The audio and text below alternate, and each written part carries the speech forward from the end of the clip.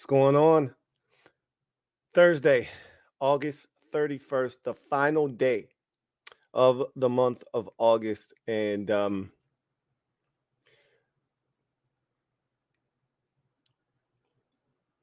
this has been a long summer. Not in a bad way. It just has been a long summer. And I don't know if I'm ready for it to be over, to be honest with you. But whether I'm ready or not, here it comes.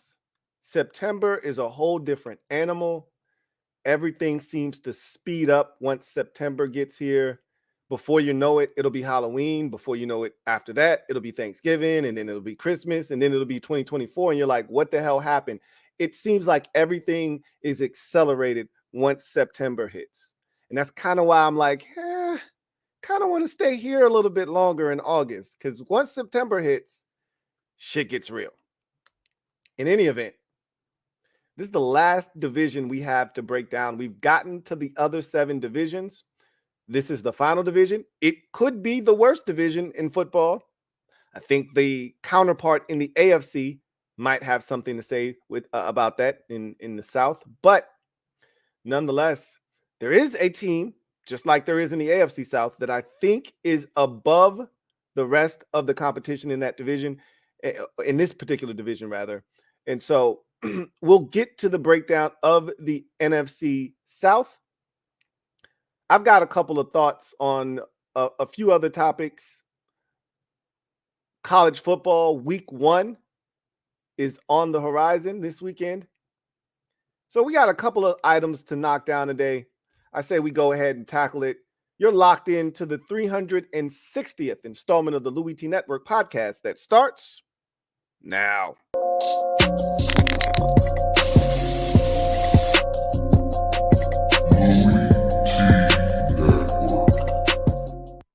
The Louie T Network is powered by MusicHead University. MusicHeads, classes in session. Turn me up. Enroll on YouTube now. Link is in the description. Who else could it be? Me, your man, Louie T. Welcome to the 360th installment of the Louie T Network podcast. I, of course, am Stepman Louie T. Thank you for joining me. Want to start today's show off by talking about a topic that I wanted to save for the NFC East Super Friends stream last night. It was a blast. There are going to be some clips circulating from that are going to attract a lot of attention. I don't mind. I didn't do or say anything wrong. So I'm looking forward to those hitting social media at some point. And I'm looking forward to my guy Sam backing me up and making me look like a genius when it's all said and done. But gave my predictions for the NFC East last night, and I feel good about what I did. And we'll see how things turn out. I was excited about last year, and it didn't turn out well for the good guys. We'll see if it's different this year. I can tell you this much. I wasn't as confident in the quarterback last year. This year I am. I wasn't as confident in the offensive coordinator last year. This year I am. We'll see what happens. I'm not as confident in the schedule this year as I was last year, but I was confident last year, and you see what happened. Let's see what happens this year. I just know one thing. I'm more so invested in the players on the field and less about the things outside of the players on the field, like the schedule and this and that and ownership and all that. I don't have to worry about any of that stuff this year in terms of ownership and distractions off the field. As a fan, I just get to concentrate on football and watching these players blossom in front of my very eyes.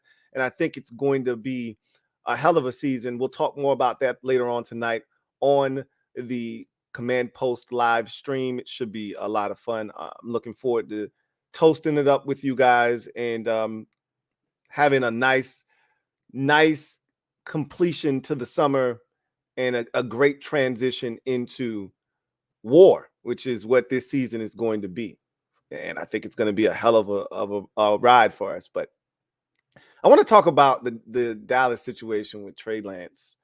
I wanted to see what Law was going to say, because I could tell he was drinking the Kool-Aid. and by his post on social media and things of that nature. I don't agree with this insurance policy garbage that he was spewing last night. And again, everything is subject to interpretation. That's the angle that he's going with. That's the angle that Cowboys fans are rocking with. That's cool. My biggest issue with that is Trey Lance isn't a rookie. You didn't spend a 4th round pick on Trey Lance in the 2023 NFL draft and you have him for 5 years. This is not like Aaron Rodgers and Jordan Love. This is not like Aaron Rodgers and Brett Favre. This is not like all those situations where you draft a young quarterback behind a veteran that you trust to see what you can get out of that veteran. And in the meantime, you have that young guy kind of waiting in the wings to take over as the heir apparent to the throne. That's not what this is. Okay. Trey Lance is going into year 3 of his rookie contract. You have 2 years to figure out if he's any good before you have to make a big decision. You have 1 year really, because you have to make the decision on his 5th year option next offseason, whether you're going to pick that up or not. So for all intents and purposes, you've got to make a $20+ million decision after 1 year where he may not even see the field. What kind of an insurance policy is that? It just doesn't make any sense. So you pick up the 5th year option, you cough up 20 whatever million dollars. It may be even more by the time you get to that decision because the cap keeps going up. So we'll see what that money entails and what it means. But you got to make a big time decision there. Are you really willing to pay a guy $20-25 million who isn't even your backup quarterback? Maybe the Cowboys are willing to do that. In any event, what message does that send to Dak Prescott? And they were, Law was talking that pressure is a privilege, foolishness. No quarterback wants to see his replacement drafted while he's still there. And we could sit here and talk about insurance, this and that. If they were confident in Dak Prescott's ability to play and stay healthy, you don't make this move. You don't make this move. Even if he was just an insurance policy, guy that you want to take a flyer on, which is what they've done. Because Buffalo, was interested. How interested? We'll never know. All we know is Buffalo was interested. All we know is Baltimore was interested. We get it from the Baltimore side of things. Lamar Jackson hasn't finished a season in 3 years. We get it from their angle, why they would be interested. We get it from Minnesota's angle. Kirk Cousins is on the last year of his deal. They don't know if they've got a replacement for him or not. I thought that they were going to be one of the teams, hot and heavy on Hendon Hooker in the draft because it just made too much sense. Kirk's on the last year of his deal. Kirk doesn't miss any games. Hendon Hooker isn't ready to play. You have a perfect runway to give Hendon Hooker all the time he needs to get ready for next year. The Bills, maybe you're playing with a little house money there. They're not worried about Josh Allen. He should be very confident and resolute in his stance or his place in that organization. There's nothing to worry about. They go out and get a guy like Trey Lance. Your spot is not in danger. You're Josh Allen. The same can't be said for Dak Prescott. Jerry Jones stood in front of microphones last year and was non-committal to Dak after Cooper Rush had won 4 games in a row. I'm like, are we kidding right now? Like, are you kidding me? When he was making that, when he wouldn't put that fire out last year. And I just looked at Jerry and I said, man, those yellow ass teeth that you have are just getting yellower and yellower. Every time I see you speak, you look even worse and worse, dude. Like, seriously, get your shit together.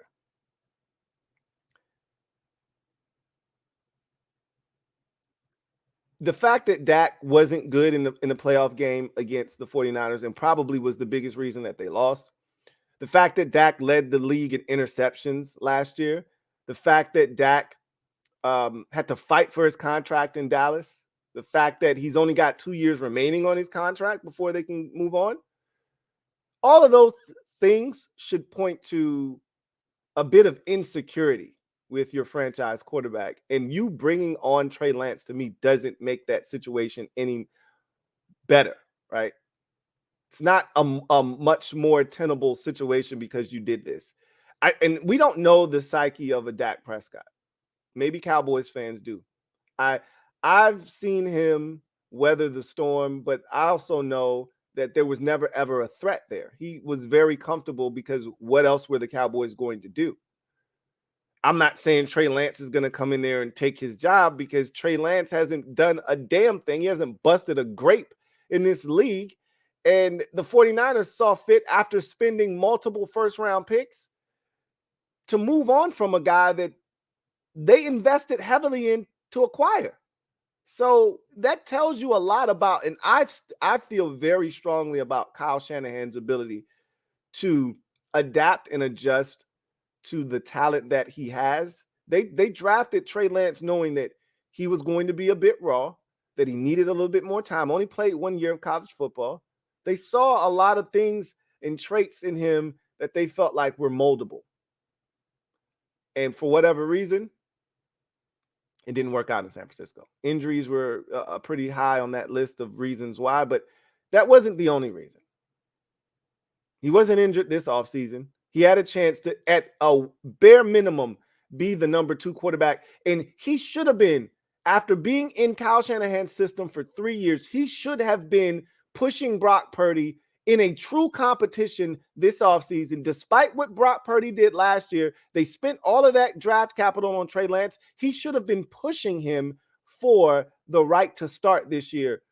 Keep in mind, Brock Purdy is going into year 2. Lance is going into year 3. He should have been head and shoulders above him in terms of his comprehension of the offense and his ability to go out and execute it. Unfortunately, a guy that just got there in Sam Darnold outshined him in preseason, and it allowed the 49ers to move on from a guy that they heavily invested in to acquire. So what does that say about Trey Lance? I don't know. We'll see. All I know is it doesn't make a ton of sense. I don't see that as an insurance policy, because unlike when the Eagles drafted Jalen Hurts, who was directly behind Carson Wentz for that exact reason, because Wentz couldn't stay healthy, Trey Lance is the 3rd quarterback in Dallas right now. If something were to happen to Dak Prescott, he's not going in the game. Cooper Rush is. Cooper Rush is your insurance policy, not Trey Lance. And the biggest issue I have is, how are you truly going to evaluate his development? Are you going to play him in regular season games? Unless you're getting your doors blown off or you're doing it to someone else, when is he ever going to see the field? How are you going to assess where he is as a quarterback? You can't tell me that practice is good enough. And you have to do this in essentially a year's time before you make a decision on coughing up $20+ million to this guy for a 5th-year option. Mind you, you're already tying up $64 million in cap space to Dak Prescott next year. Again, he's not going to count 20 whatever million dollars against the cap next year. It'll be the year after that. I don't know what they're going to do. It's an interesting dilemma that they've brought upon themselves, but not my dilemma, not my issue. I just find it very interesting that Cowboys fans seem to think that he's some sort of insurance policy. But whatever. I digress. Anyway, let's get into the NFC South division. I'm intrigued by this division greatly. Now, I think this is a terrible division again. However, I like the trajectory of this division. I like the young quarterbacks in this division. I'm not as high on Desmond Ridder yet. He's going to have to earn my respect, but I see him for what he is. He looks like Ryan Tannehill. He looks like Alex Smith. He looks like a guy you can win a ton of regular season games with. I will admit that. And if he is that, if they've got a defense, and I question whether the Falcons have a defense that's going to consistently be good enough to have them win games this season. But if the defense is good enough, I think they might have enough weapons out there for him to manage the game, get the ball into the hands of playmakers, and give themselves a chance to win enough games to be in this division race, because, again, this division isn't all that great. I love Bryce Young. You know how I feel about him. I don't think they have enough talent around him, but we knew after the trades or the trade that they made and they got rid of their best wide receiver, you already knew this was going to be a tough season. Just watching them in the preseason, nobody's separating. There is not a single guy on that team right now that's creating separation and making it easy on Bryce Young to see an open receiver and make an easy pitch and catch throw. That's what I worry about. Adam Thielen's not separating from anybody. Mingo, I don't think is a true separator. His body is big, so maybe that'll be his way of separating, but I don't see any real difference makers on that team offensively right now. But again, with time, they'll be able to acquire those pieces. We knew that this was going to be the problem initially. I just want to see him continue to grow, and I actually like their defense. We'll see what happens with Carolina. Tampa Bay, big question mark. Baker Mayfield, you know what it is. And then New Orleans, I think, is head and shoulders above the rest of the division, or at least they're supposed to be. We'll see what happens. Let's get to this division and the gem dropping session, shall we? I think we shall. Let me drop this gem on your melon. Open your mind, let your conscience be free. You're now rolling with your man, Louie T double E. Let me open you up. Get you thinking a little bit. Let's get into this, man. Tampa Bay Buccaneers won this division a season ago at 8-9. That was the division winner last year. 8-9 won this division. Of course, there's no more Tom Brady. So the likelihood of the Buccaneers repeating as division champs, slim and none. Don't want to count them out because, again, as I mentioned already, this division, not the greatest. So anybody could come out on top of this division. However, I don't think the Bucs are going to repeat as division champs. I'll just say that. Let's take a look at what the Bucs offseason looked like. We start with the players that they lost. In free agency, of course, Brady retires.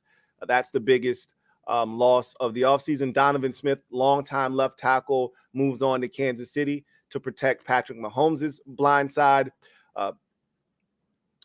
You lose Shaq Mason in a trade with the Houston Texans. No more Akeem Hicks. That didn't go the way that you thought it was going to go from a free agency standpoint a year ago.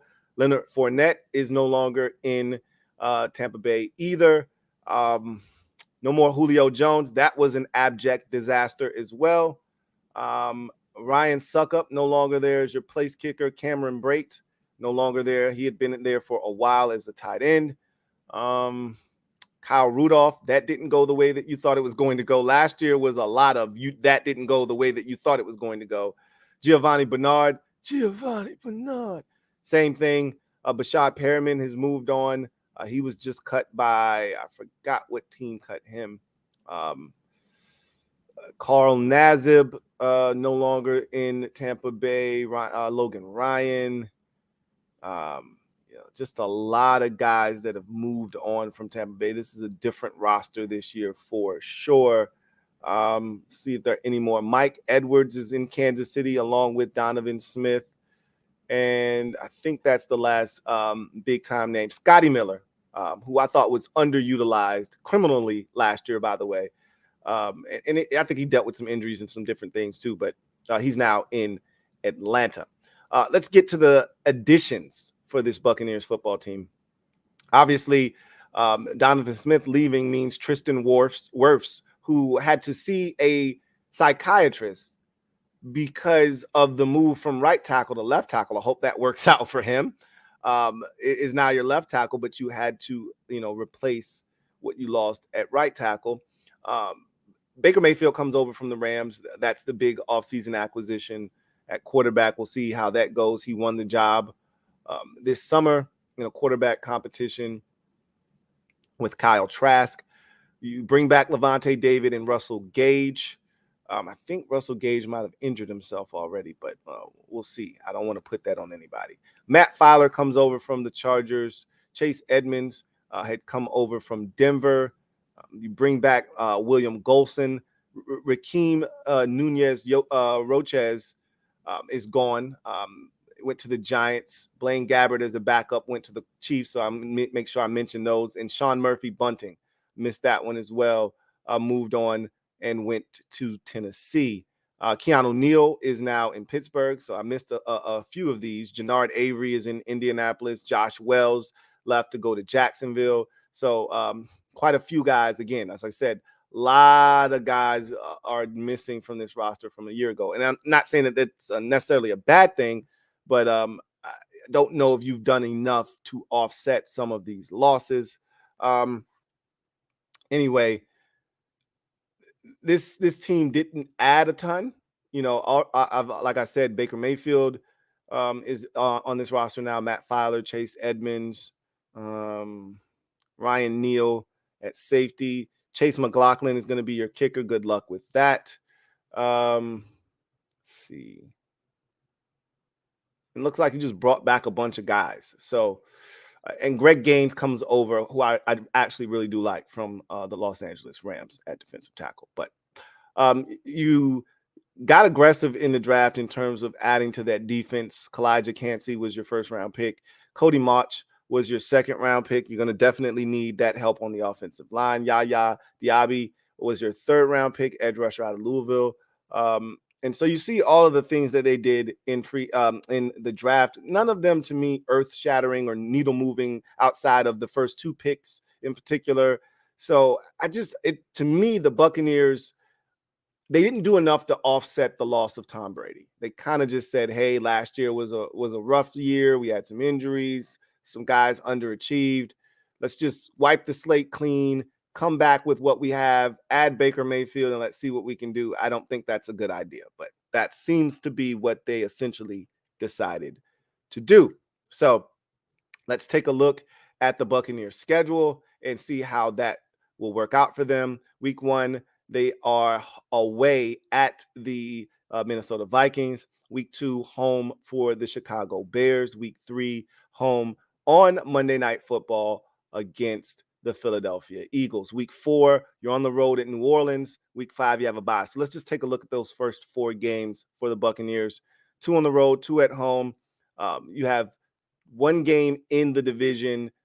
All 4 of these games are NFC opponents. So if you're looking to try to make a push for the playoffs, whether it's with the division, which I think this is a one bid division, or you're looking to try to make it as a wild card, you better take care of business within the conference. 2 out of the 4 teams made the playoffs a season ago, and the Saints look like a dangerous team this year, one that you've struggled with mightily in the past. So we'll see what happens in the first 4 weeks of the season. Not an easy start to the season by any stretch of the imagination. Come off the bye, you're on the road, or excuse me, you're at home against the Detroit Lions. Following week, you're home for the Atlanta Falcons. So back-to-back home games. First time you've seen the Falcons on the season. Week 8, you're at Buffalo on a Thursday night. That's going to be a toughie. You follow that up the following week against Houston on the road. Then you're home in week 10 against the Tennessee Titans. On the road against the San Francisco 49ers in week number 11. At Indianapolis in week number 12. Week 13, home for Carolina, the first time you've seen the Panthers all season long. And you know, because you haven't seen the Panthers and at all, and you still haven't played either the Falcons or the Saints a second time, you know the back end of the schedule is going to be loaded with divisional opponents. So shit's about to get real if it hasn't already on your schedule. Starting in week 13, home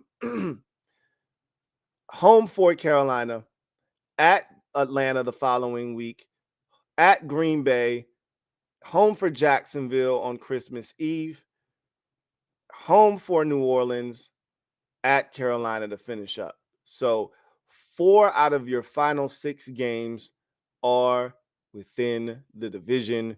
And so that could ultimately decide the division when it's all said and done. We'll see how close of a divisional race it is. If it's like it was last year, those final 6 weeks will be huge in determining who wins this division. This was an 8-9 team last year. There's no Brady. They didn't improve the roster at all, in my opinion. I don't see how they got better. I don't see how you improve upon 8 and 9 when you lose the best quarterback in NFL history and you don't really do anything to insulate the guys that are going to be replacing him. I get it. You got Mike Evans, you have Chris Godwin, you have some talent already there in Tampa Bay. I love Cade Otton. You have stuff. Is it enough? I think the answer is no. I think you regress. 6-11 is what I have the Buccaneers this year. I just don't think it's going to be. And also, just to add this in, and I haven't mentioned this, and I like him as a defensive coordinator and I like him as a person. I don't think Todd Bowles is truly NFL head coaching material. I thought he got a raw deal with New York in the Jets, and I was happy when he got this opportunity. He hasn't made the most of it, and I don't think he's going to make the most of it now that Brady's gone. So a little bit too conservative of a head coach for me. I think it's going to ultimately stunt the growth of this team. 6-11 for the Tampa Bay Buccaneers. So we go to the team that finished second in this division last year. And surprisingly, a lot of people forget Carolina was right there late in the season. They had an opportunity to win this division, and they let it slip through their fingers late in the season. They were hot last year, you know. They finished up 7-10 last year, and they had a pretty aggressive offseason. Obviously, making the move to get up to number 1 to select their franchise quarterback was the biggest move, not Aaron Rodgers related, of the offseason, honestly, in terms of a trade. And I think they got it right. I think they got the right guy. I think they got their franchise quarterback. Now it's about building around him, and that's not going to happen in a year. So I do think that's going to be something that's going to be frustrating for Panthers fans this year, is just watching that offense struggle while you watch a quarterback that is probably light years ahead of the rest of the roster. And it's supposed to be the other way around, right? Roster's good enough, quarterback, young and making mistakes, no pun intended. And I think it's going to be the other way around. I think he's going to be better than the guys around him, and he's going to be trying to drag that carcass of an offense along for the ride this year. And unfortunately, it's going to be hard to watch at times. But we'll see. Maybe 1 or 2 guys can overachieve this year. Maybe DJ Chark steps up. He showed flashes last year in Detroit. We'll see. But I don't love the situation that they've put him in. But we said that when they made the trade. When they traded DJ Moore, who's a legitimate bona fide number 1 in this league, away, you knew that it was going to be tough. Anyway, let's take a look at what the Panthers did this offseason, starting with the losses. Obviously, DJ Moore in the trade to acquire the number 1 overall pick with the Bears. So that's a massive loss. That can't be understated. Sam Darnold, who played well for you down the stretch, is now in San Francisco with the 49ers. Matt Ioannidis, who I just thought would be much better for you, no longer there. Cam Irving, who was one of those emotional leaders but never really gave you anything actually on the field, no longer there. Was a good locker room guy, though. Let's see. Pat Elflein, no longer there. He's with the Arizona Cardinals. Let's see if there are any more notable names. Corey Littleton, now with the Houston Texans. Zane Gonzalez with the 49ers. I really thought you guys should have brought back Deontay Foreman. I think that's going to ultimately be a really tough loss. He played so well for you guys down the stretch. He was like one of the catalysts of that run down the stretch of the season that put you in the divisional race. Let's see.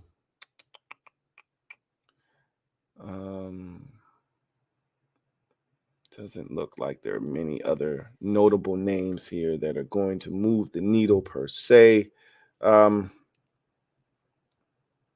Just a bunch of dudes, man. As you can see, though, they got rid of a lot of stuff that was probably more likely than not dead weight. Additions to this roster: Adam Thielen comes over from Minnesota. You bring back Shaq Thompson. That's big. DJ Chark comes over from Detroit. Von Bell comes over from Cincinnati. I think that's a nice addition to that secondary, nice veteran presence back there. You bring back Ian Thomas at the tight end position. Troy Hill comes over from the Rams. I've always liked Troy Hill. At the cornerback position, Justin Houston, a veteran that, just seems to continue to produce, comes over from Baltimore. See if he helps. Hayden Hurst, I like him a lot. We'll see if he's able to produce a little something for you at the tight end position. Andy Dalton comes over as that stabilizing force, as a veteran presence in that locker room and specifically in that quarterback room. Let's see if there's anything else. Shy Tuttle comes over on the defensive line. That's a nice big body down in the trenches. Miles Sanders is a big offseason acquisition, but he sustained an injury. Don't know the severity of it. I'd like to think that he'll be ready for week 1. We'll see. But if he's right, that helps that offense tremendously. If he's not, and this has been one of the knocks on Miles Sanders, even though last year he was relatively healthy, the years previous to that, he's always been banged up. So hopefully that doesn't rear its ugly head for the Carolina Panthers. Let's see. Any other? Kamu Grugier Hill, more of a special teams guy. If you want to throw him out there on defense, knock yourself out. Eddie Pinheiro, who really, was inconsistent last year, back as a kicker. I think he actually won that kicking competition. I think there was a kicking competition in Carolina. I'm not sure. Don't get me the line. So, as you can see, this roster has a ways to go. You look at their draft. Bryce Young obviously was the highlight of the draft. They gave up a ton to get him. And Jonathan Mingo, second-round pick, you're hoping is a big physical receiver that can get a little run after the catch with his physicality. You're hoping he turns into A.J. Brown for you. That's what you're projecting Jonathan Mingo to be. DJ Johnson, an edge out of Oregon. Chandler Zavila and Jamie Robinson out of Florida State rounds out their draft. So, again, don't think they got enough skill position players. I actually think if the secondary can hold up, that's the big question mark in Carolina, because I like the front seven. If the secondary can hold up, they'll have a chance defensively to be in ball games. And I like Bryce Young in that situation. You give Bryce Young the football down 4 with an opportunity. I like Bryce Young in those situations. I'll take my chances with him. So that takes us to their schedule. Let's take a look at the Panthers' schedule this year. Week 1, you are at Atlanta to start the season off. Week 2, that is I think that is a Monday Night Football game, if I'm not mistaken. I think that's the only time the Panthers will find themselves on national television. No, I see another one there. Week 2, Monday Night Football at home against the Saints. That'll be America's introduction to Bryce Young. Looking forward to that. Week 3, you're at Seattle. Week 4, home for the Minnesota Vikings. Week 5, at the Lions. Week 6, at the Dolphins before your Week 7 bye. So taking a look at that, you have 6 games. 4 of the 6 to start are on the road, including 3 out of 4 in weeks 3 through 6. Got to navigate that with a young quarterback and a young team. First year head coach. A lot of moving parts there in Carolina with Frank Reich coming over there. We'll see. We'll see what actually happens and how they start the season. That's going to be important, is building a bit of confidence early in the season. If you can manage to do that, we'll see what happens. Because obviously the schedule is going to be doable because you play the AFC South, and that's not a good division. They're looking at you like food. You're looking at them like food. So you gain some confidence early, and Bryce Young, shows you that he's legit. They start to follow his lead. Who knows? Come off the bye, home for the Texans in week 8, home for the Indianapolis Colts week 9. That's a little stretch there. You got to take advantage of. You got to win both of those games. Week 9, you are at Chicago. Got to win that game too. If you're serious about making some noise, you got to win some of these games against teams that I don't think are all that good. And I think your defense is good enough to really bottle up Justin Fields and really make him uncomfortable. Week 11, home for Dallas. Week 12, 3 straight road games in a row. It starts with Tennessee in week 12. Then you're at Tampa Bay in week 13. And then you're at New Orleans in week number 14. Falcons in week 15 is a home game, to be determined when that game will be played. So either that's going to be a Saturday or a Sunday tilt. We'll see what happens. Week 16, you're at home. So just looking at that stretch there, 3 straight games against divisional opponents. Bucs on the road, Saints on the road, Falcons at home. That's going to be a pivotal stretch. If you are in any kind of contention, that's going to determine which way. That'll serve as a bit of a fork in the road, if you will, depending on how the rest of the division is doing and how you're doing at that point of the season. Week 16, home for Green Bay. Week 17 at Jacksonville. Week 18, home for the Buccaneers. It's a very doable schedule. And I've said all year long, all offseason, that I like Carolina a lot because I like Bryce Young. I do not like the talent that he is surrounded by right now, but we knew that was going to be an issue after watching all 3 of their preseason games. And he got better each and every single week. I still have issues with the offensive line that's in front of him at times. I don't like the lack of separation from his receivers. There was no Miles Sanders to take pressure off of him, so I think that will help if he's healthy. That being said, it's still a young team. It's still a team in the first year with a new head coach. Still a work in progress. They went 7-10 last year. I got them going 7-10 again this year. I don't think they take a step backwards, but I don't think they take a huge step forward either. Well, but what they will feel good about moving into next year is that they got their quarterback, and they'll feel like they're ready to move forward after adding some weapons. I look at this as similar to Justin Fields last year, except I don't see this team being as bad as the Bears were last year. But I didn't think the Bears did anything really to help Justin Fields from a talent standpoint. And I kind of feel similar to that with the Carolina Panthers. I think they'll do a lot more next offseason once they realize, okay, we got a gym here. Now we got to make sure we take care of that gym and give him the pieces that he needs to excel. So let's get to the team that finished in this division last year in 3rd place. And that's the New Orleans Saints. And this is the team that I think most people look at and say, hey, they should win this division. You got a veteran quarterback. We talked about a big trade for the Panthers acquiring the number 1 overall pick to go get Bryce Young. This was another big offseason acquisition here. It wasn't a trade, but Derek Carr coming over from the Raiders instantly makes the New Orleans Saints a playoff caliber football team. Don't know if they'll be a true contender in the NFC, but his presence alone on this roster, along with some of the talent that they have been building over the last 2 or 3 years, puts them in a position where they can compete right away. So I actually like the offseason that they've had. I like some of the pieces that they've added over the last couple of years, specifically at the receiver position. After you were waiting on Michael Thomas for 19 years, I've said this over and over again. I don't even know who that dude is anymore because I haven't seen him in 3 years. But he's not necessary anymore because they've built their roster up to a point where they don't have to have him. It's nice if he's out there, but they got enough stuff now to where if he doesn't play, they should be just fine. So you start with their offseason losses. David Onyemata is now in Atlanta. Will Lutz is in Denver. They just traded Will Lutz to the Broncos. I think that was a mistake. And I don't know, maybe they got a kicker that they really like and they felt good about getting some draft capital for Will Lutz. Your former head coach, Sean Payton, loves Will Lutz. Lutz is a really good kicker, and he's got a big leg. I wouldn't have done it, but we'll see what happens. Deontay Hardy is now in Buffalo. Bradley Roby just got cut. That was a surprise to me.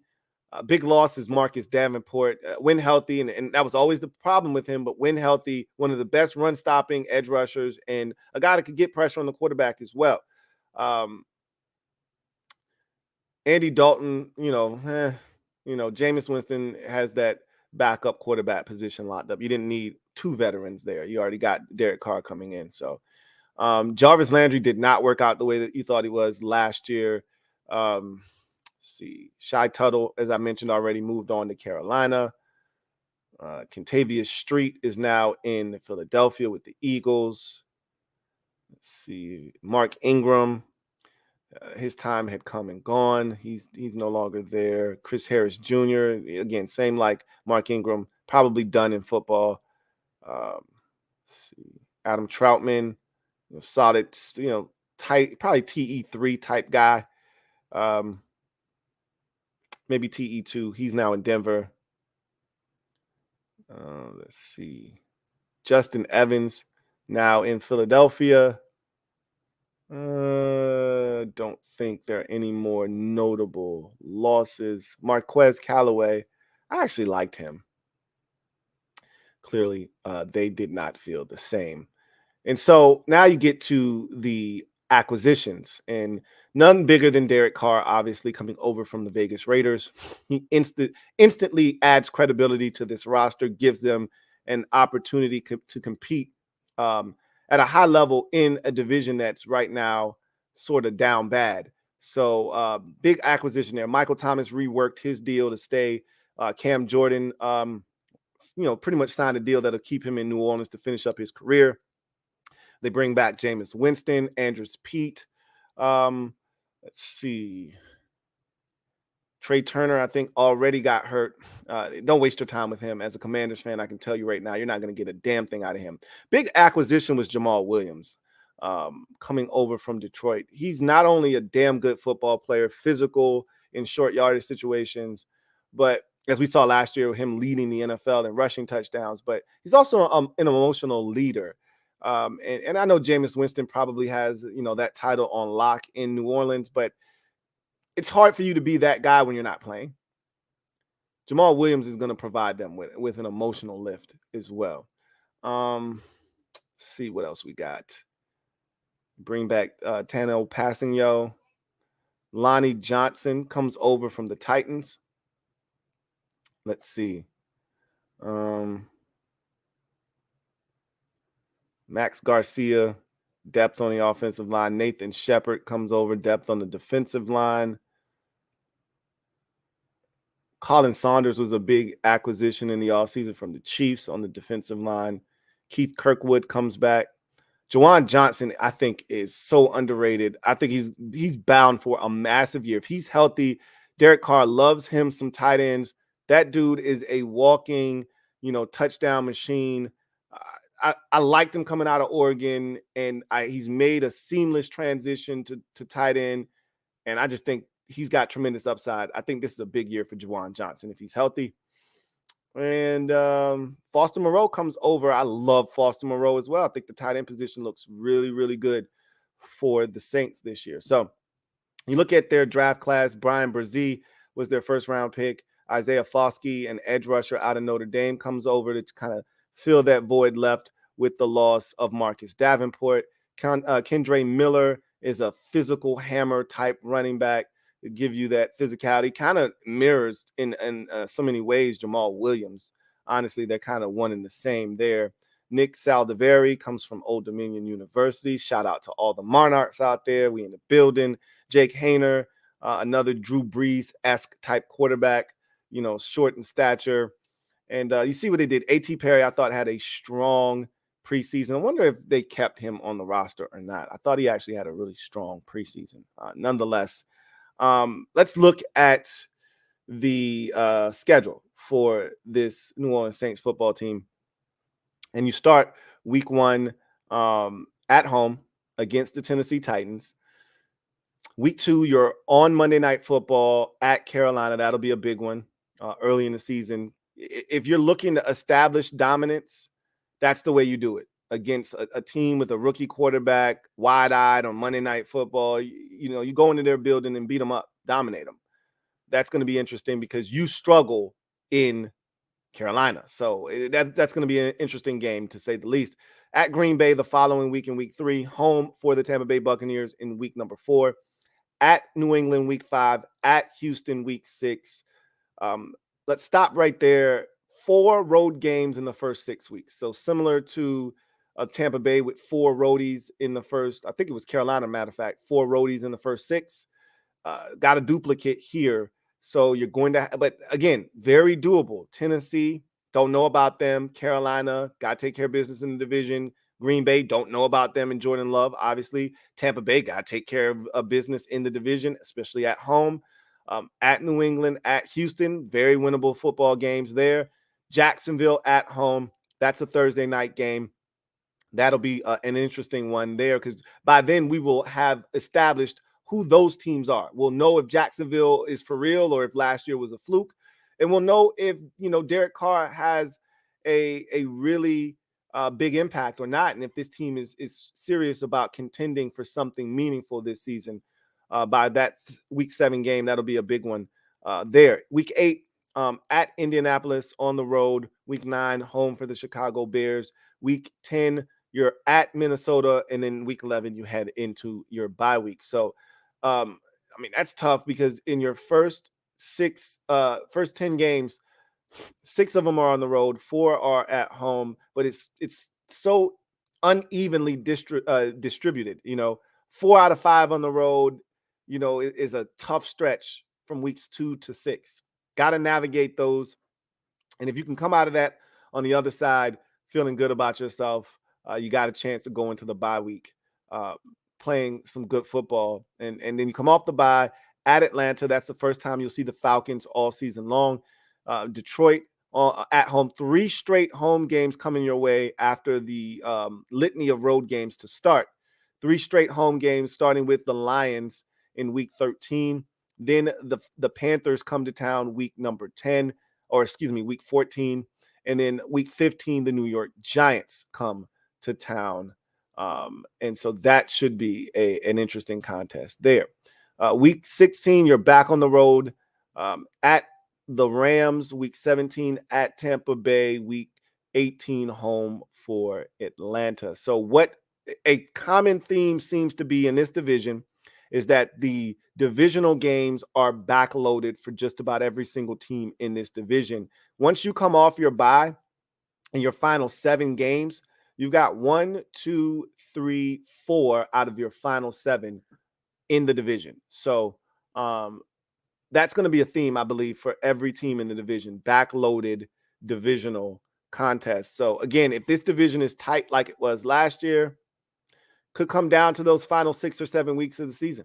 So all in all, I look at the Saints. I think they've got a chance to be really good this season.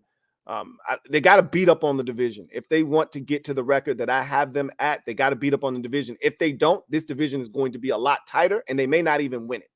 I've got them at 11-6. I think this is this is a really soft schedule. Honestly speaking, if any of the other teams had stability with their organizations at this current juncture, this is the type of year you should win 11, 12 games with the schedule that you're playing within this division, and then playing the other worst division in football. Again, you guys might balance each other and counteract each other. And instead of one of those divisions dominating the other, you may just kind of split the difference. But this is a very doable schedule. Good gosh. And then they finished 3rd last year. So you're playing teams like the Los Angeles Rams, who we don't think are going to be very good. The New England Patriots. It's just a really favorable schedule if you can take care of business. And I think the Saints will be in a position to do that. Will they? We'll see. I think they will. 11-6.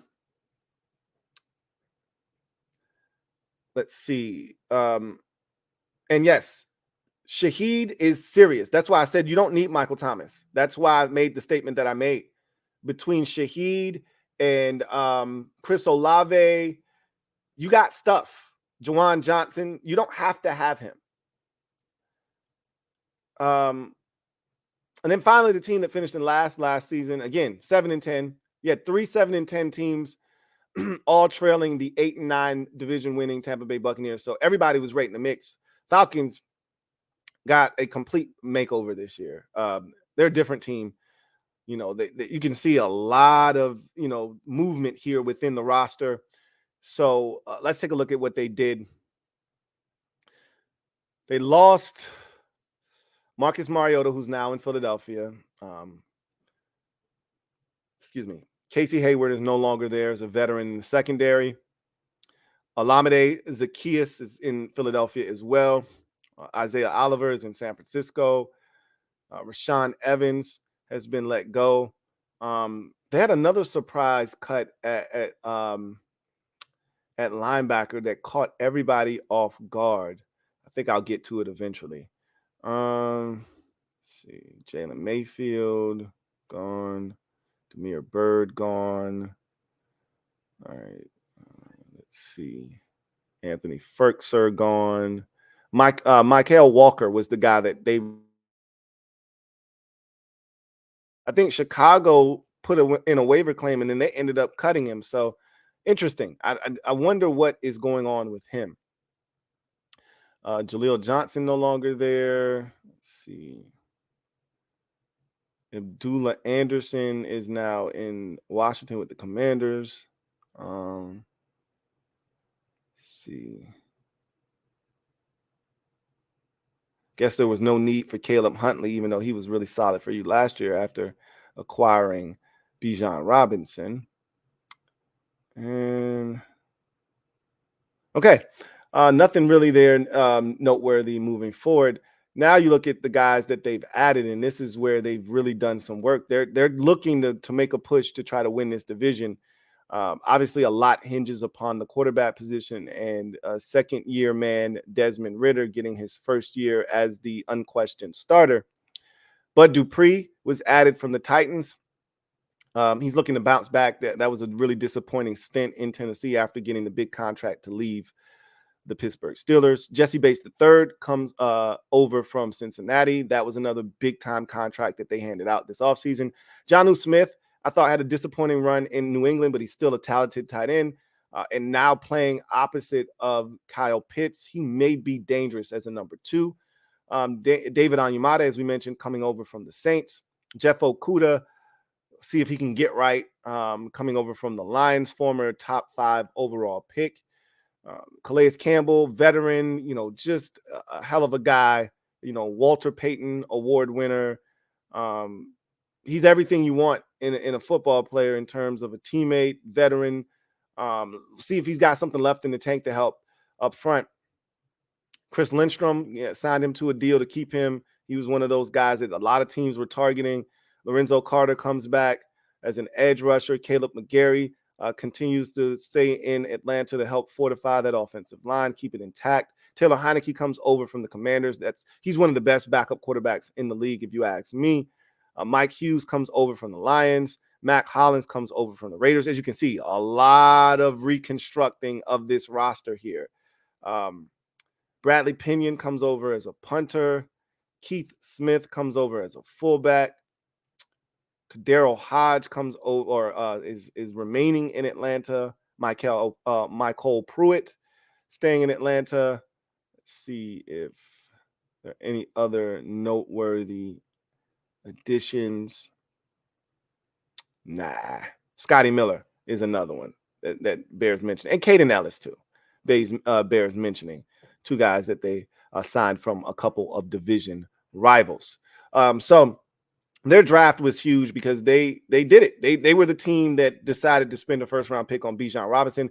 And there was a lot of pushback because people felt like, didn't you have like a top 5 run game last year? Did you really need to add to that? You can't go wrong adding a guy like Bijan Robinson, and he's different.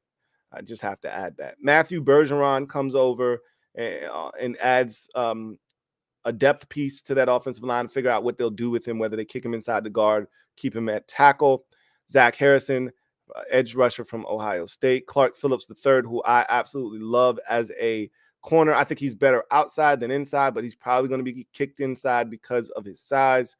DeMarco Helms comes from Alabama at the safety position, and Javon Gwynn rounds out their draft as an offensive guard out of South Carolina. So a lot of changes for the Atlanta Falcons, as you can see. Let's take a look at their schedule.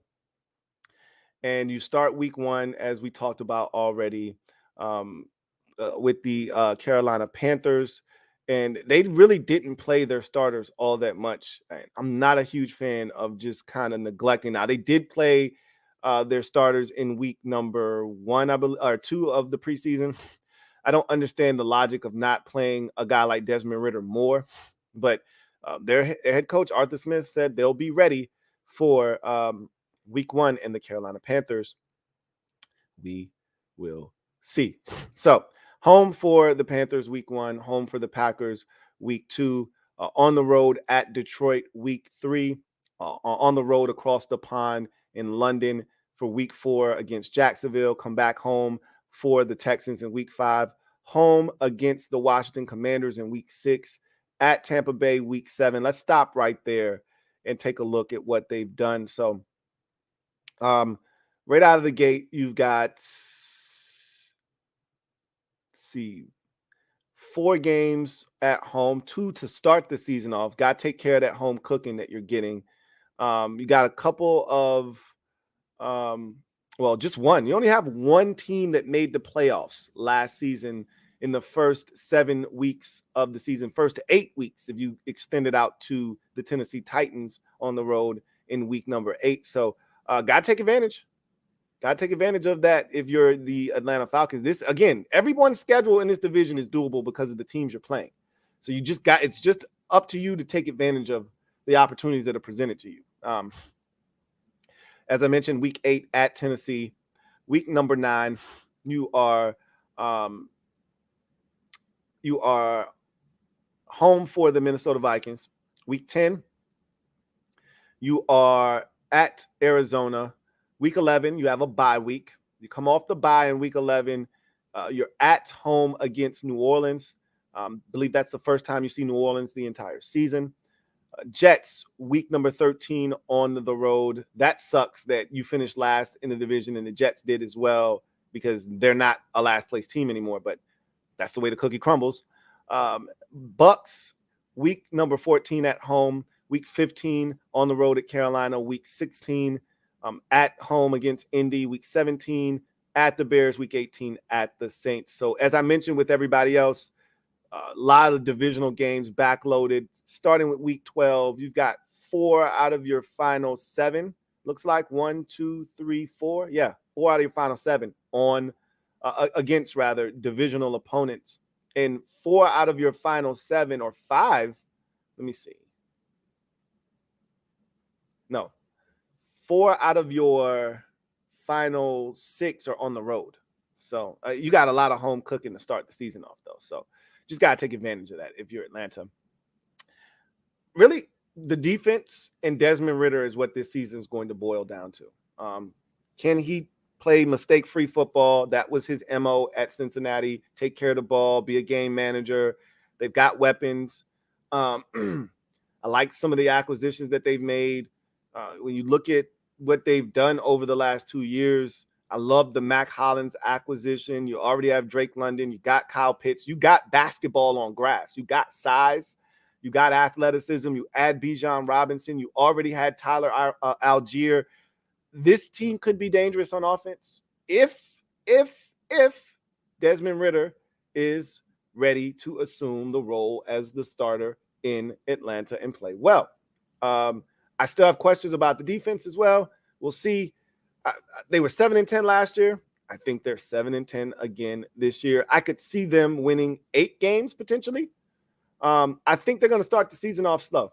I really do, because I don't think they worked enough in the preseason, and I think that's going to affect them. And I wouldn't be shocked if they lost to Carolina in week 1. I wouldn't be shocked. They should win that game at home, but I wouldn't be shocked if they dropped the first 2 at home just because they didn't take advantage of the preseason and the reps that were there. I just feel like they wasted an opportunity for their offense to really get that work that they probably need. And we'll see. They could come out and score 37 points in week 1, and I could look like a dummy. We'll see. Anyway, I digress.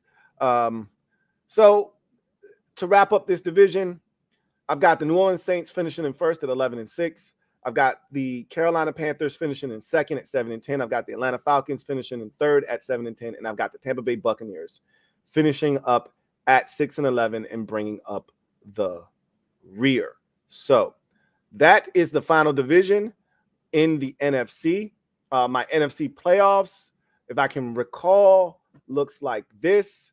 I've got division winners of the Eagles, the 49ers, Saints, and the Packers are my 4 division winners. Wild cards are Washington,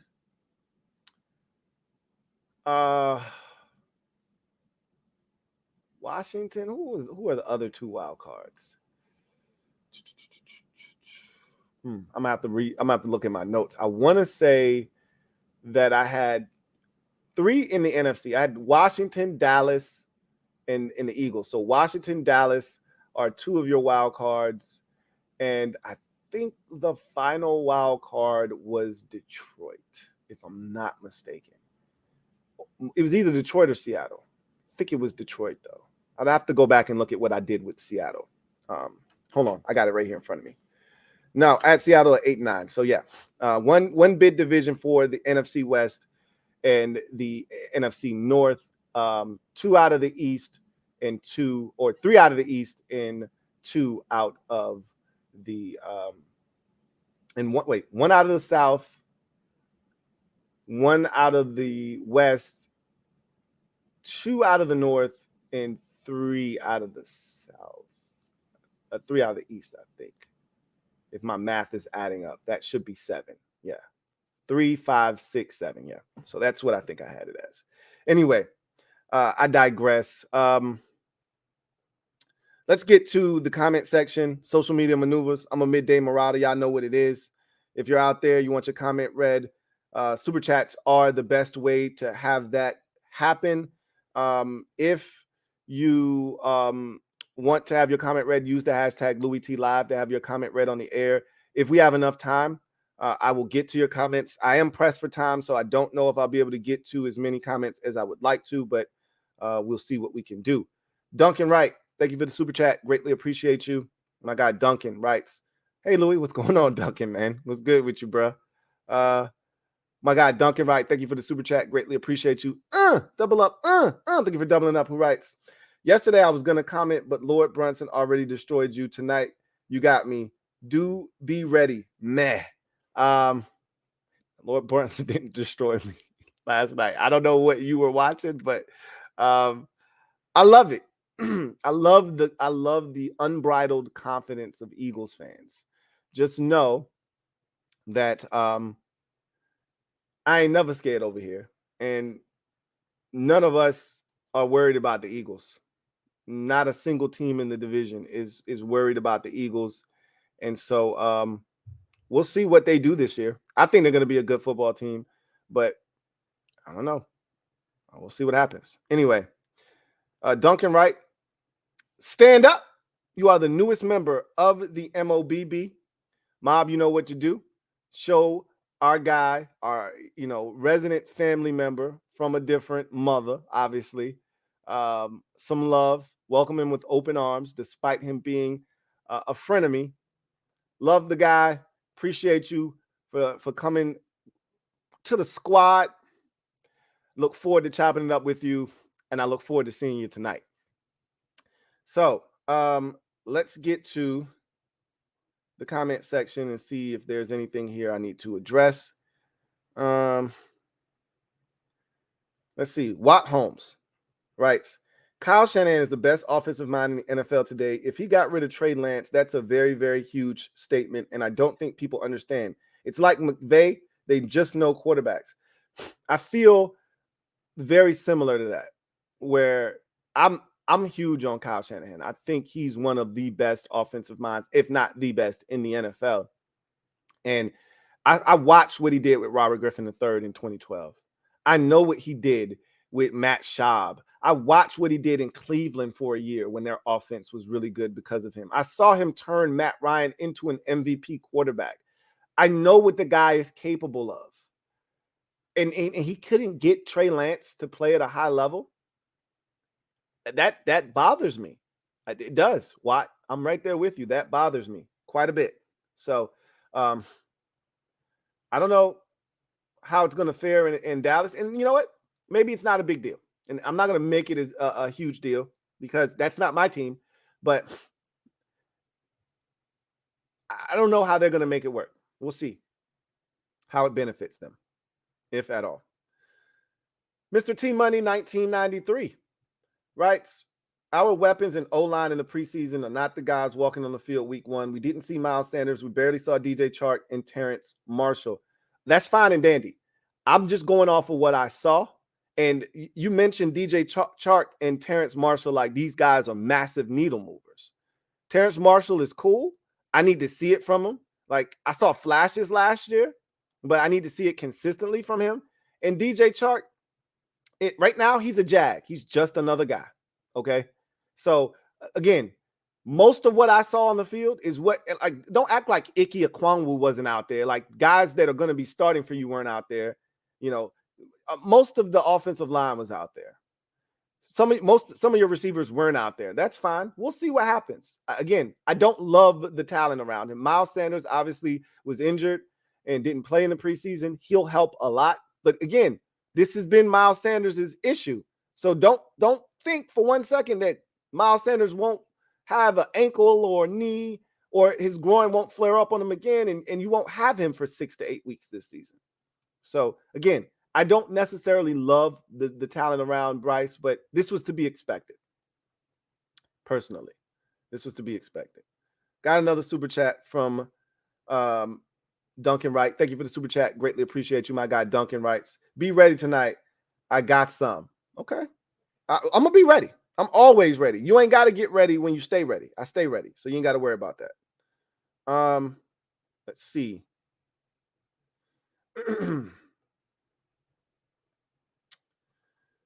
Trey Palmer has potential for the Bucs as their number 3 wide receiver. Again, I need to see it to believe it. I like his potential, but I need to see it. You know, we'll see what happens in Tampa Bay. Buck Nation writes, I think the ball bounces our way in a few of our games, and you can call it luck. It gets us a couple of dubs, and we probably shouldn't have won. Luck is a part of football. Luck is a part of sports, but football in particular. You know, the ball bounces a certain way, a ball gets batted in the air, and a guy just happens to be in the right spot. You know, these are the things that happen. The ball hits the goalpost on a field goal, you're down 1, and it kicks inside the uprights, and you win the game. Like, that's all a part of luck. It's all a part of the game. So,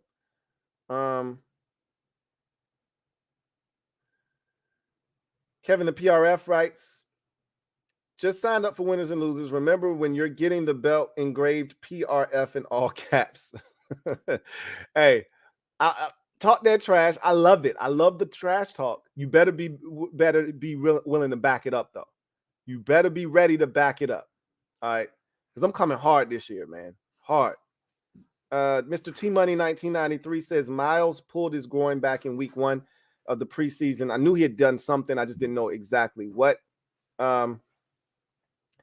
Mr. T Money 1993 says Eddie P made 30 or 35 field goals. I don't know about inconsistent. I just remember the Falcons game.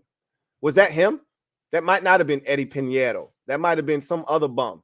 I just remember the DJ Moore taking off the helmet and then having an opportunity to win the game. He missed the kick. You get in overtime. He has a chip shot field goal. He missed the kick, and you end up losing the game. That might not have been Eddie Pinheiro, but I just know that kicker missed kicks. I thought it was Eddie Pinheiro. I could be wrong. Could have been somebody else. Could have been another bum. And Eddie came in and cleaned it up for you. Mr. T Money writes, so Bryce not getting more wins than the combo of PJ Walker, Sam Darnold, and Baker and Jacob Eason. Yeah, that's what I'm saying. Year 1 of Bryce Young with a new head coach. And look, y'all were playing last year for Steve Wilks. I think y'all should have kept Steve Wilks, to be honest with you, but we'll see. I mean, this is what you want. You want an offensive-minded coach to be paired with your young quarterback. That's what every team wants in the NFL. When you got a young quarterback, you want him paired with an offensive mind. So Steve Wilks didn't fit that DNA profile. I understand that. But he motivated those guys. And you knew what you were. You had an identity established. Again, we'll see what happens. But no, I don't think you're going to win more games than that combo of and your division is better this year, I believe. It's better. Like, you didn't have a team with a winning record last year. You feasted on your division last year. I don't know if you do that this year. I think you feast on the AFC South. and you win a couple of games, outside the division. You win a couple of games in the division, but I don't think you dominate. How many games did you win in the division last year? I can find out myself. Let me see if I can run it back in my brain. You surprised everybody by smoking the Bucs at home. You blew an opportunity to win the division by losing to the Bucs late in the season in Tampa. You cooked the Falcons on a Thursday night. You blew an opportunity to beat the Falcons in Atlanta. So that's 2-2 in the division. And what did you do against the Saints? I think my guess is you probably split with them too. Anyway, do you split with everybody in the division again? Do you get swept by somebody? Do you sweep somebody? We'll see. Mr. T Money 1993 says, wide receivers minus Thomas is Olave and no names. Nah, I think Shaheed would be one of the best receivers on your team. and I'm obviously I'm being facetious. All right, I'm being over the top, but I'm just trying to explain to you that don't sleep on Shaheed. Right, that dude, he's different. They got some talent in New Orleans. Don't sleep on them. Anyway, Mr. T Money says, like they did all offseason, the Falcons were trying to save Ritter's confidence. I really didn't understand the logic behind not playing him. Like, well, are you trying to hide something? I think that could have been it, because the one game that he played in, he threw a pick in the red zone. But it was a really good drive up until he threw the pick. But like, what are you saving it for? Like, the experience is invaluable. Get him out there, live bullets. I don't want to hear about joint practices. Your quarterback can't get hit in practice. There's nothing like throwing your quarterback out there, letting him feel the rush, understand that this is serious out here. Like, I love the fact that Bryce Young was out there making dudes miss, bootleg, got a free hitter off the edge, put the brakes on, cut inside of him, get up the field, get some yards. Like, I love the fact that he got to experience that. You need all the reps you can get. You can't replicate football. I always say that. You can't replicate actual football. You can try to do it in practice. You can try to simulate a 2-minute drill in practice. That's great. It ain't the game. Buck Nation writes, with the NFC overall being weaker, we push it for a wild card, if not the division.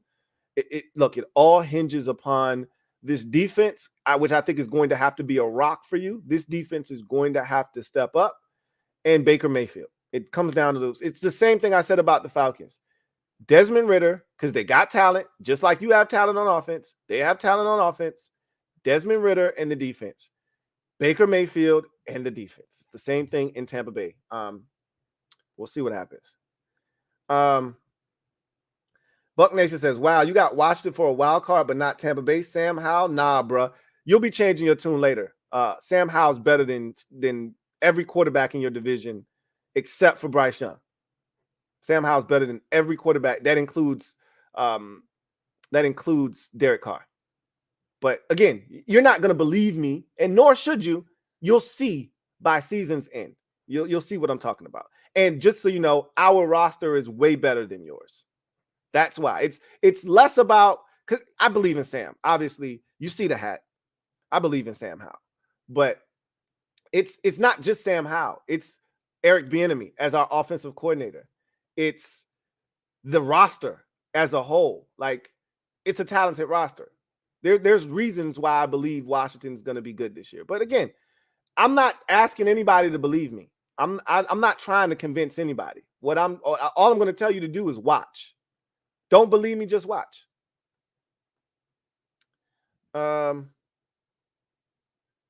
Let's see. Be Right says, Lou, I told you last night, if you needed us, just throw your hat in the air and we come in, even if we had to swim to you. I probably should have thrown my hat in the air when they tried to frame me last night and put words in my mouth. I probably should have thrown the hat up in the air, and y'all might have came in with some chairs and cleared the room out. But anyway, I digress. Let's get to the final segment of the show and garbage time. So I just wanted to briefly get into some of the college football for the weekend. It's not going to be a lot of compelling ball. You generally don't get that week one of the college football season. I know that Florida and Utah are playing. They're playing a home and home. Last year, if you remember, Utah went to the Swamp. They were highly rated, and Anthony Richardson and company upset the Utah Utes in week one. So I think they're supposed to be playing this weekend in week number one. Let's see. Yep, Florida and Utah. Utah's ranked 14th. They're at home this time because they went to the Swamp last year. That game is on Saturday? Is that Saturday or is that tonight? Let's look at the college football schedule. Yeah, I think these are all Saturday games. Let's see. Let's get into the college football slate of games. So no, that's tonight, actually. Florida and Utah. So we got something to watch tonight. Interesting. Saturday, we got Michigan's in action for the first time without Jim Harbaugh, which is stupid. He can still kind of call all the shots, even though he's suspended for 3 games. Tennessee is home against Virginia. Notre Dame is playing against Tennessee State. That's the Eddie George-led Tennessee State Tigers. We'll see what that looks like. Colorado making their debut with Prime as their head coach at number 17 TCU. So we'll find out just how good Shedeur Sanders and Deion Sanders are in their Colorado debut. Oklahoma is playing Arkansas State. They're number 20 in the league, in the nation rather. Iowa's ranked 25th. Ohio State is on the road at Indiana as the 3rd ranked team in the nation. So just about everybody's in action. Georgia, number 1 team in the nation. They got UT Martin. Nobody's really stressing themselves week one. I do know that we get a game tonight, which starts the week off, and then we get Florida State LSU on Sunday to we got Clemson Duke to cap off the week on Monday night, but nobody gives a shit about that. The game we care about is LSU Florida State. That's a number 5 ranked LSU Tigers football team against the 8th ranked. When's the last time Florida State was ranked in the top 10? I got to see this. I got to see what they're doing at quarterback, what their roster looks like. There's no way that the kid that was there last year, who felt like he had been there for 27 years, is still at quarterback for the Florida State Seminoles. Who is their quarterback? Because, let's see. Yeah, they got a whole Jordan Travis is still there. God damn. So I'm assuming it's Jordan Travis. So that's been playing for 57 years. Okay. Guess he's the quarterback. We'll see what kind of talent he's surrounded by, because they're ranked 8th. I can't remember the last time Florida State. You probably got to go back to the Jameis Winston days. It's been a long time. Anyway, just wanted to mention that. Anyway, I digress. College football is back, which means the rhythm of the fall is about to start. And I must say, I love it, but things are about to pick up. Anyway, I digress. That's going to do it for me, your man, Louie T. Thank you guys for joining me. I look forward to chopping it up with all my Commanders fans and whoever else wants to join us tonight. Toast to the to the season, to the off season that was, to the season that will be, and look forward to chopping it up with you here on this podcast next week as we hit the ground running. We get back into the Louie T Network season schedule podcast Monday, Wednesday, Friday. Each and every single day, you'll get a Commanders Nightly News. So we're about to get back into the rhythm of the season, whether you're ready or not. Here I come. You can't hide. Can't hide. Here we come. Ready or not. Football is back. Bart Scott. Can't wait. You guys enjoy your weekend. I most certainly will try to do that for mine. My wife is going out of town. I'm left with all 3 of the kids by myself. Help me. Somebody help me. Anyway, I'll survive like Gloria Gaynor. In the meantime, y'all get out of here. and enjoy the weekend. I got a super chat from Duncan Wright on the way out who says, everyone be there tonight. It's important, Commander. So he's going to talk some track. Hopefully, Duncan, don't be drunk tonight. We don't want the drunk Texan tonight. Speak English, speak concisely and clearly so we can understand you. I look forward to your banter later on tonight. In any event, you guys, get out of here. I'll see you later on tonight. If not, I'll see you guys next week. God bless and good night.